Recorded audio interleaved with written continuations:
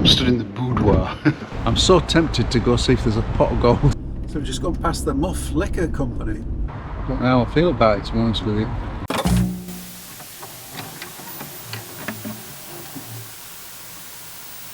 Giants Causeway day finally.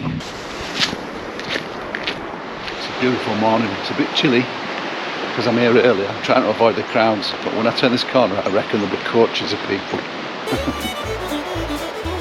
I knew it.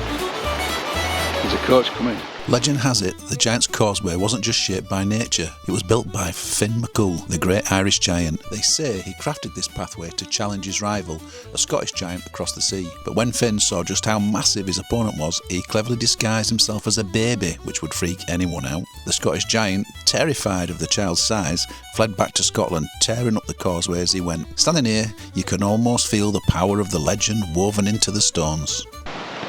Wow, it's fascinating. I love this. It reminds me of something that once you press it, something really big happens. I'll let you decide what happens in the comments. Well, I got here early because there's droves and droves of people approaching behind me. By the time they all get here, there'll be one for each stone. So as always, I'm delving deeper into the experience.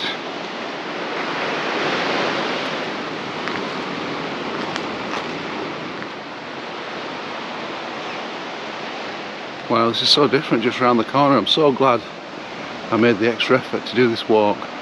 So we've got this red layer of stone which is in the path, which I presume is iron. But then the cliffs have gone dark now, much darker.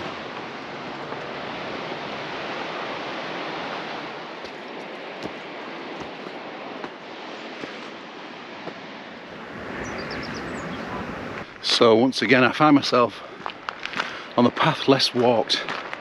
I just figured if National Trust have gone to the trouble of building this path, there must be something at the end of it, wouldn't you think? But I'm the only one who seems to be thinking that this morning, because there's no one in sight. Not a sausage. This is aptly named the amphitheatre. So today I've been in Northern Ireland for 1 week, and I've just ticked off, I think, the last thing that I had on my itinerary for day 2. So it's going to take me a while to get around Northern Ireland. I just get to places and I can't seem to move along. It's just so spectacular.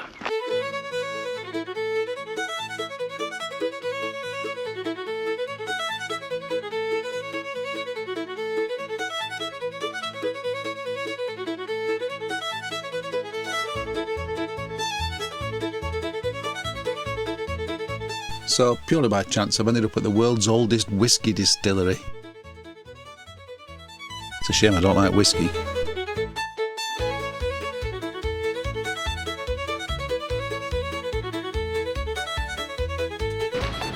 Should we go in gift shop? I can't stand whiskey. Damn it. So I don't like whiskey, and I went in the gift shop. And I knew I shouldn't have gone in, and I bought a new hat for me to fall out of love with. Once the entrance to one of Northern Ireland's grandest estates, Bishopsgate Lodge served as a portal to the wonders of downhill Demesne. I have to say, I'm not normally impressed by gardens, but as soon as I've walked into here, it's just something else. Immediately the colours of the different plants and flowers I'm struck by, and the different shapes and everything. It's quite spectacular. Spectacular coastline views, even on this dull grey morning. Tucked away within the sweeping grounds of downhill Demesne lies the mausoleum, a poignant monument built by the Earl Bishop in memory of his beloved cousin. Though weathered by time, its grandeur and solemnity still resonate, offering a glimpse into the deep personal stories woven into the fabric of this historic estate. So the camera's going nuts. It keeps getting stuck and doing all kinds of weird things, so hopefully it's working. I think it's time I get a new camera. What a view. At the heart of downhill Demesne lies the ruins of the Bishop's Palace, once a grand residence. Its weathered stone walls still echo the opulence of its heyday. So the house was lived in until 1922.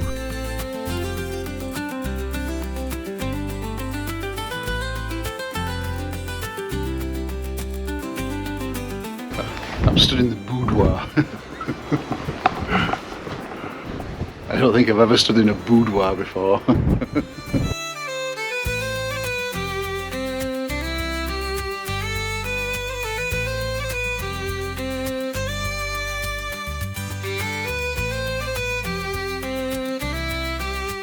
I'd love to know what used to be in those recesses. I mean, what's that? Dining room. Imagine sitting here having your beans on toast with this view behind me. Right, so I think there were a garden in the middle of all this building, and that's what that circular bit is all about. And that's the garden.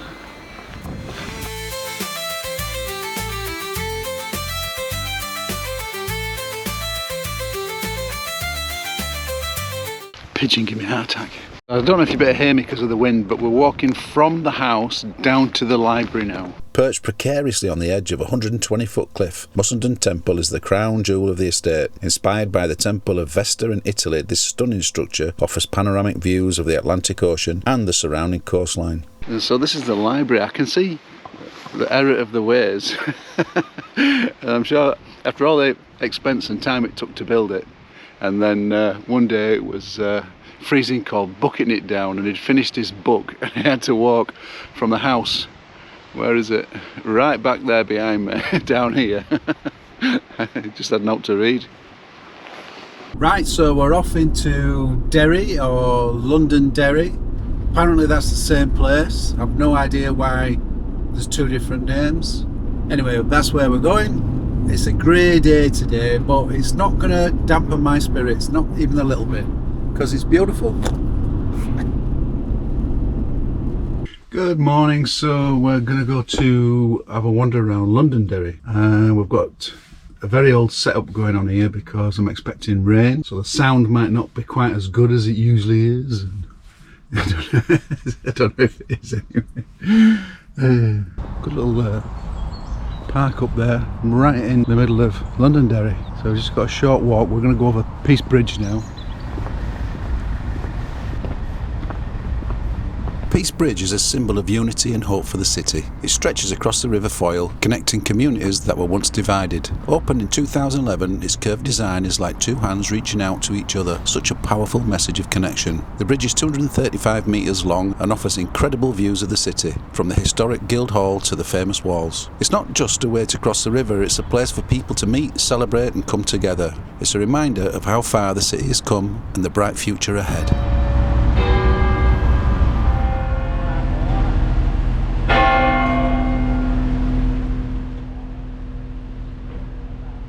This was one of the 4 original 17th century gates to the city. It had a watchtower, battlements and portcullis. I think we're going to walk the top of the walls first.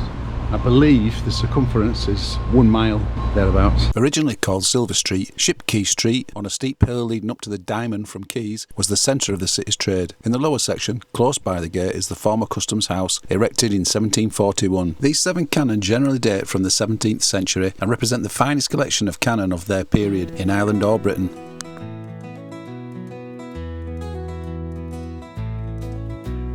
Travel the path where history sleeps, by the river the old city creeps, whispers of battles in cold stone cracks, legends and lords on ancient tracks.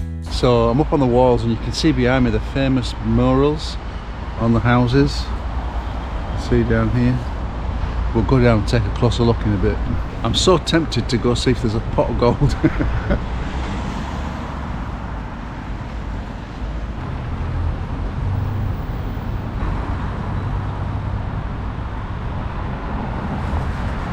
It's kind of weird to be stood here where I've seen these images so many times, not in a good way. I don't know how I feel about it, to be honest with you. It's just sad, I guess. Life's so precious. Sometimes don't you wonder what is worth fighting for and what's not? What's worth killing people for, ruining lives, families, tearing them apart? For what? To change the name of a place, to change where a line's drawn on the map. You know, there's two sides. I'm not taking any side or anything like that. I'm just saying it's sad. Look at all this.